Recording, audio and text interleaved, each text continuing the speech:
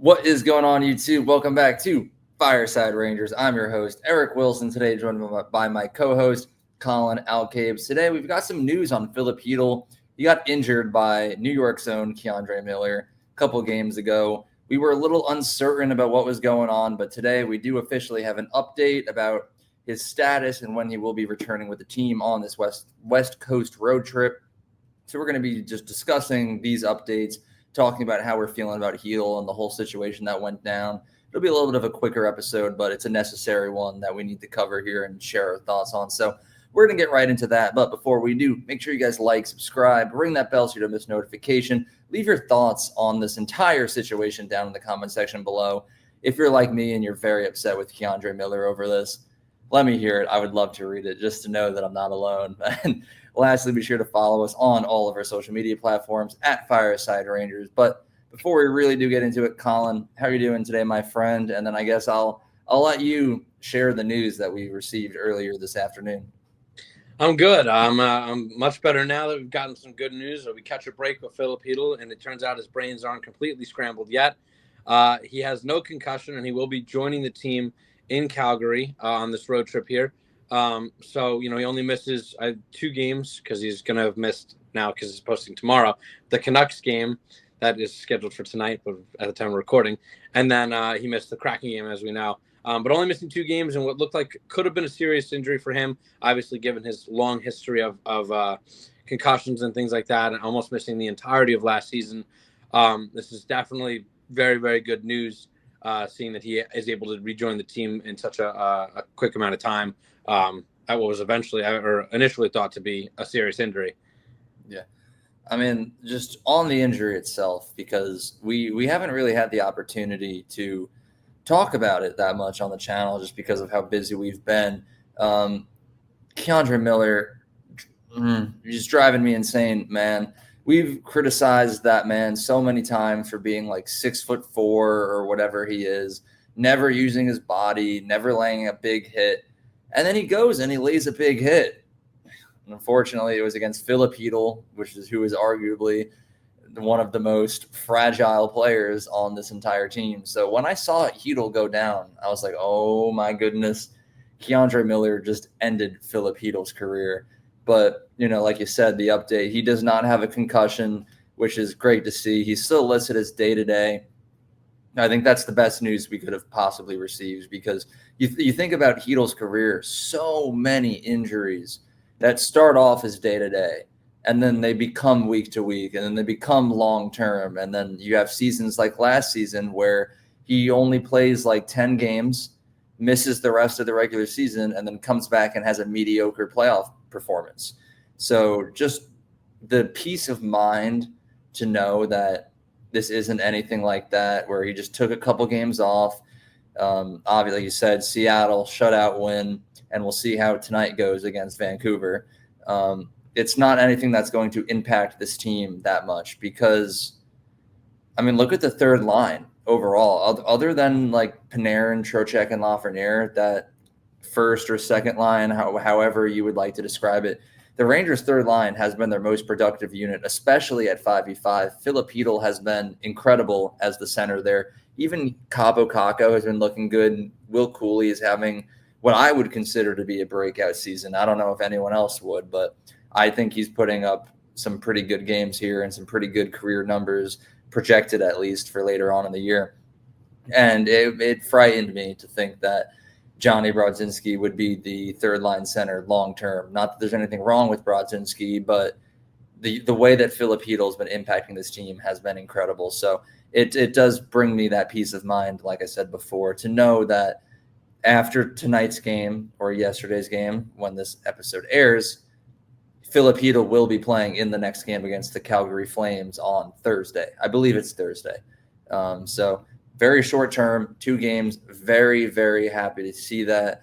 But really the only thing that I'm still upset about is just K'Andre Miller and how terrible he's been, and the fact that his only contribution to the season has been injuring one of our best forward players. But I don't want to get too angry about it. It's in the past at this point. But I'll let you share your thoughts.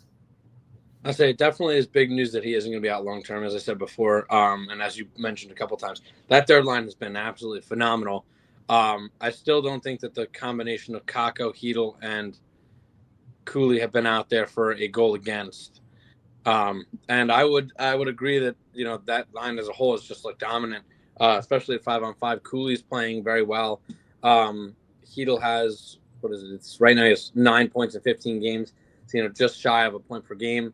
Um, I think that line is just like downright dominant, and it definitely helps, especially when that line of Mika, Kreider, and Smith hasn't been everything that we thought it would be and hoped it would be.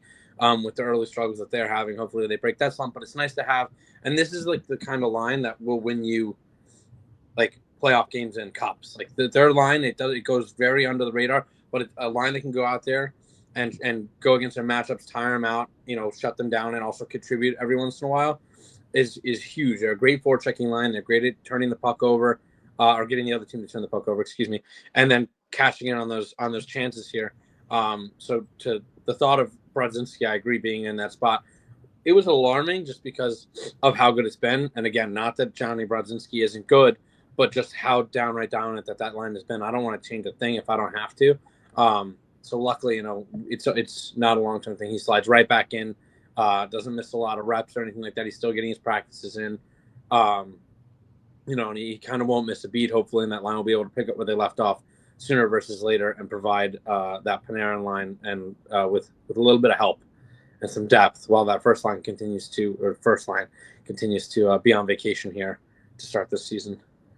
Yeah, and speaking of missing a beat, the last thing that I want to touch upon before we wrap up this little quickie we got going on is how are we confident in Hedel's quick return? We didn't get that many updates. I feel like this is the first update we've gotten on the injury, is that it's just not a concussion.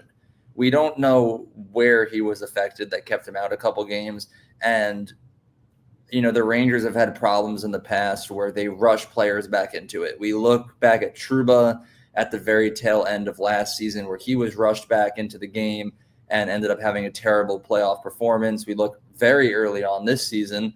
Ryan Lindgren arguably needed a couple more games of rest before being thrown back into the lineup. So, it's like I trust the Rangers. I trust Chytil, and I trust Chytil himself especially, because I think he's very self-aware about the state of his body, especially because of these concussions that he's had in the past. I don't think Hedel would want to play unless he knew he was ready. But there is a little part inside of me that's like, I don't know, the Rangers in the recent past, have rushed players back into it and have ultimately hurt the team. So, it's kind of hard to make an assessment without any official update, knowing that Filip Chytil might have fractured a rib, let's say, pure speculation, missing about a week and just 2 games. That might seem like a reasonable timeline to return. I'm not a doctor, but I can make reasonable assessments. Jacob Trouba fractured his ankle and then came back after 2 weeks. That doesn't sound normal to me. So I don't know. Like I said, I trust Hedel and his own knowledge of where his body is at. If Hedel didn't think he could play in a game and perform well, I would hope that he would keep himself out of the lineup, or at least let Laviolette and the organization know. Again, I'm not a doctor. I'm not claiming to be a doctor, but it does concern me a little bit that, initially it was projected to be, we were like, oh God, he was down for a long time and we didn't hear anything for a while. We still haven't heard anything, which kind of scares me too. And then out of nowhere, it's just no concussion. He'll be back on Thursday. And I'm like, wait, this is all happening kind of quick. Does that concern you at all, or do you just trust the team? I think that, given his history, I think the team is being very cautious with it. I think that's kind of why they left him home on this road trip. And I'm reading here in an article from Emily Kaplan on ESPN here that he did see a specialist when he missed Sunday's game.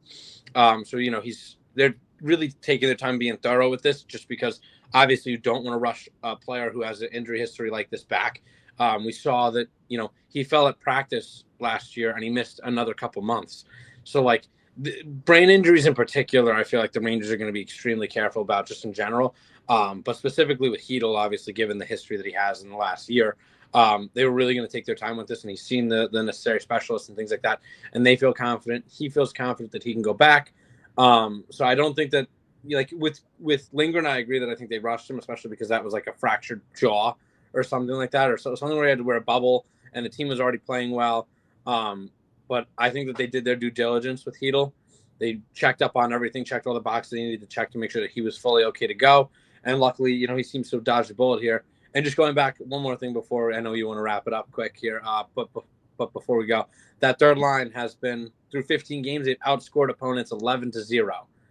So going back to how dominant they've been, that's impressive for a third line. Extremely impressive. A whole lot of minutes, not nearly as much as these top two lines, to outscore your opponents 11-0. I mean, they're contributing up and down throughout that lineup, or throughout that line, I should say. They're all getting goals. So it's not just one guy driving it. They're working together as a team or as a unit, and it's just phenomenal to see. So obviously, very excited to get him back. He's going to be big down the stretch of this road trip. And obviously, hopefully, for the rest of the season, they can continue this trend of third line dominance. Yeah, well, hopefully after Filip Chytil returns, he just stays off the injury sheet. Like he's prone to it. I hope it doesn't happen, knock on wood. But we'll see.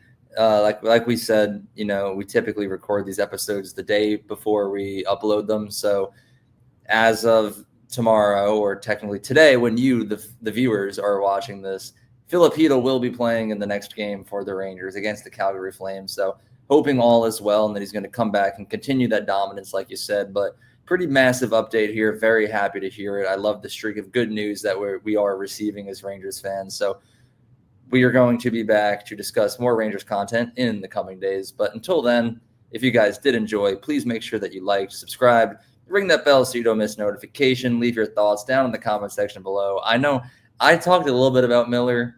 Colin, you strategically stayed away from it because it might be a controversial topic. I'm not even going to give you the chance to speak. You've lost it. You can put it in the comments. I'm okay with that. But I like to make my thoughts known. But who knows? Maybe we'll do an episode in the coming days regarding him and what. Oh yeah, just wait for that Miller play against Vancouver tonight. That's going to make me get graphics for a Miller episode. But lastly, be sure to follow us on all of our social media platforms at Fireside Rangers. And lastly, be sure to have a good one. Let's go Rangers. Rangers.